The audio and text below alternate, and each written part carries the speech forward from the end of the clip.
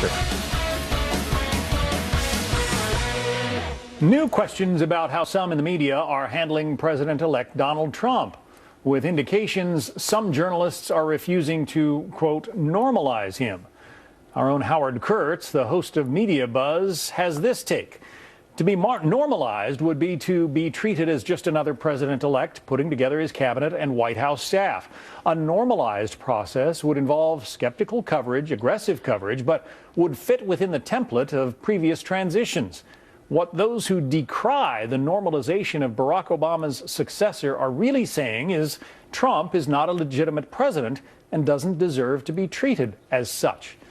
Joining us now, our media panel today, Kelly Riddell, columnist and commentary writer for The Washington Times, and Elvira Salazar, anchor of Mega TV News.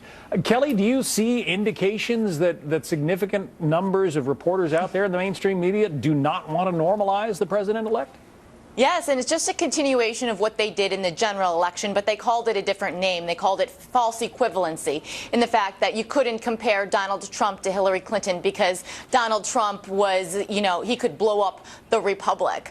Jim Rutenberg at the New York Times actually wrote a column about this and justified his own media reporters, his own political reporters' bias against going hard against Donald Trump. So this is just a continuation of the liberal elite media trying to intellectualize their continued bias against Donald Trump. Elvira, do you see it the same way?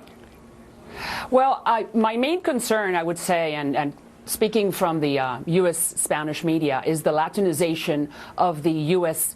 networks and in this country, because we are not here to be moral judges. We're not here to be dictating to the voters what is it that they have to think. And my main concern is that the news outlets and the news media could be becoming more Latin Americanized, and we know about that, and we do not like that scene. For viewers who might not be familiar with what you mean by that, give us a little bit of elaboration. What I'm saying is that the media outlets are serving their own interests and not the voters. In this case, like you were saying about the normalization, I think that we, like in the Latin America, we do not have to be moral judges. We don't have to be dictating moral lectures to the voters. Mr. Trump won by 60 million votes.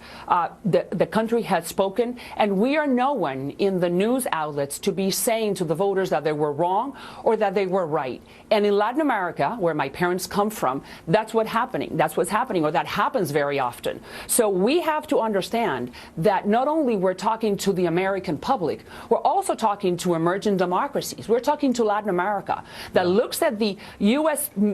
press or the U.S. media outlets with respect, with admiration. We copy the American School of Journalism. So what's happening here is sending a message, not only, like I repeat, not only to the U.S. voters, but also to Latin America, to Asia, that look how we cover elected officials or politicians in the way that they would like to. So this could have a lasting effect, not only for us, but for other emerging democracies. Just try going on Venezuelan TV and criticizing the government there. Absolutely. And look at Cuba. Yeah. You have to see that press is one of the pillars and one of the bastions of democracy. And if we are, and it's very good that we are so robust and so strong, but we got to be very careful because we have a very big responsibility. And that responsibility, Cuba press, Venezuelan press, North Korean press would love to have the power and would love to have the reach that we have with voters. And that responsibility brings, that power brings great responsibilities. Kelly, that's my take. You note some ironies in the fact that reporters have sort of changed their tune over time about Donald Trump, the former candidate, now president-elect. Yes, I mean, in the primary, in the GOP primary, you had liberal bloggers like Jamel Bouie who basically said, Donald Trump is a moderate and he's a better fit for the presidency than a Marco Rubio or a Ted Cruz that are real heretics. They're really going to take this country in the wrong direction. Jonathan Chait at the New York Magazine basically wrote a piece on why liberals should embrace Donald Trump, saying that, real threats again are Cruz and Rubio, and that there might be some good that comes within a Donald Trump's presidency. The day after the election, Jonathan Chait tweeted, he goes, "I think this is the worst day of my life." I mean, what a melodramatic turn. This is not being truthful. Jamel Bouie, after the election, just wrote an article last week and saying there is no such thing as a good Trump voter. So 60 million Americans out there who voted for Donald Trump, not one of them is good in his eyes. Yeah. It's just the hypocrisy is unbelievable. And Kelly, sticking with you. And we saw that. I'm sorry. Well, yeah, we saw that in Spanish media in the U.S., not Mega TV. Sorry that I interrupted. We saw that exactly what she was saying. We saw it on Spanish television in this country, not Mega TV or other Spanish outlets.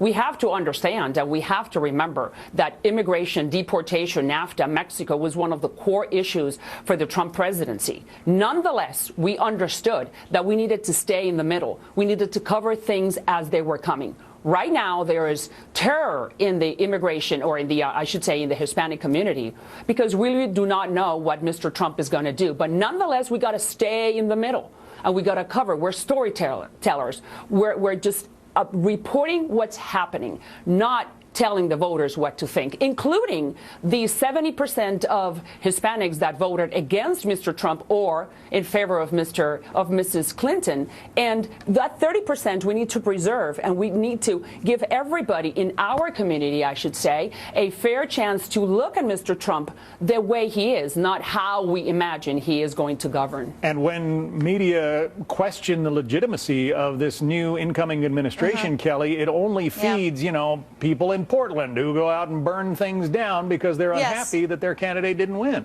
Yes, I mean, if you watch CNN, which some of your viewers may do, you'll know against General Flynn, the Islamophobia comments that the panel makes about him, calling him a Islamophobe.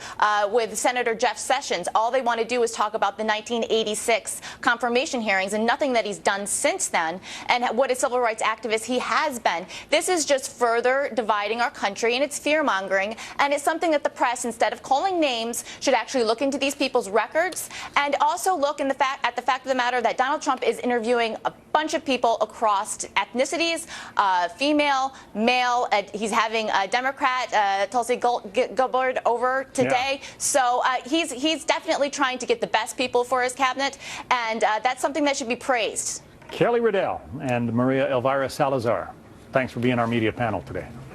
Thank you. Thanks to you.